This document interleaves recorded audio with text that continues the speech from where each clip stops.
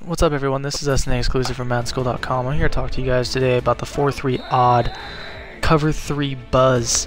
Now, this formation is out of the New England playbook. I'm in it right now, and you can see this formation, the 4-3 odd, looks a little bit different from the typical 4-3 odd, also called the 4-3 under, that you'd find in most playbooks. As you can see here, there's the 4-3 under, also called the 4-3 odd, and you can see the differences between the two. Now, in custom playbooks, they're both called the odd, but here's how I'm going to break it down a little bit in terms of personnel. You got your 4 down lineman right here. The left end, I put Pernell McPhee there just because I like to have him setting the edge for me as well as rushing the passer. You can see that I've got Haloti Ngata as my traditional 3-4 left end, or D-tackle 1, Brandon Williams D-tackle 2, Terrell Suggs is my right end. I don't have Elvis Dumerville because I just feel he doesn't play the run well enough. I'm saving him for my nickel situations. So there's how my defense looks in the back end. I like Rashawn Melvin because of his 6'2" frame, 92 speed. The play I'm going to be diving into here is called Cover 3 Buzz. What makes this play unique is that you get the basic 3-4 odd look, the 3-4 normal look on defense, but the Cover 3 Buzz is a play that's not included in the traditional 3-4 look from that formation. And so you're going to control the left outside linebacker, and your guy is assigned to the flat. So that is obviously your responsibility. So what I like to do is I always like to make sure that I'm assigned to the flat. And usually how you do that is by base aligning.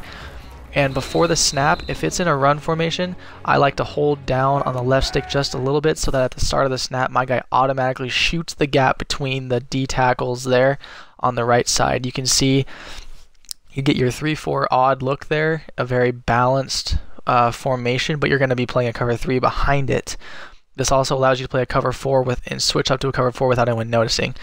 So you can see that if you shoot that gap between the two D tackles there, between those guards, it opens up for you on run plays most of the time. What happens is if you shoot that gap correctly, which this gap closed down on me, you can destroy run plays. You can also take out pulling guards very easily, destroying any pulling runs. As you can see right here, the run gets destroyed to the outside because I shed my block, Brandon Williams sheds his block, but you're also going to see something wacky that I didn't even notice until I watched the replay of this. Watch Pernell McPhee on the far right of your screen there.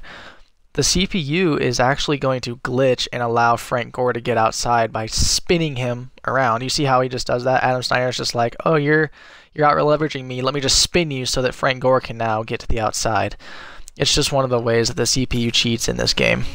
So to go further in this, I'm going to hold down the left stick, and as soon as that gap opens up, I take out the pulling guard.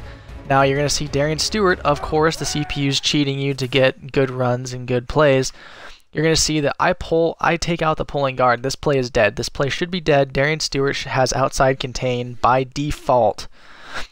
But, of course, instead of taking the outside contain, he runs in, gets lost in the translation, and runs into 2 fucking defensive linemen and offensive linemen, so the play ends up going for a gain.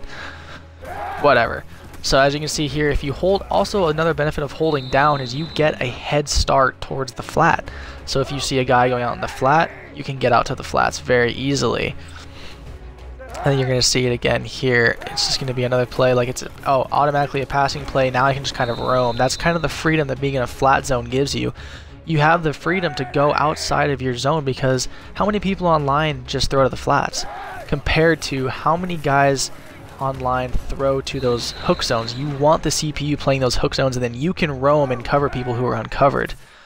And then another benefit of this play, guys, is on play action. If you shoot those gaps and there's not an extra blocker like you see here with Vernon Davis, you can get free sacks. I've done this a lot of the times. You can get free sacks on the quarterback if you just make a commitment to shooting that gap on play action. As you can see here, I'm going to go back to playing the middle, or my flat zone. Throw over the middle, nothing's there. So as you can see here, I'm in a base align. I base aligned and I pass commit there. Obviously, Colin Kaepernick just goes beast mode, but whatever. But if you see somebody where you line up automatically and you're in a yellow zone, I just base align to get into my buzz zone, or my flat zone. As you can see, I'm in my flat zone there. So this is a really good formation for you guys. Lots of versatility against the run and pass, so add that to your playbooks.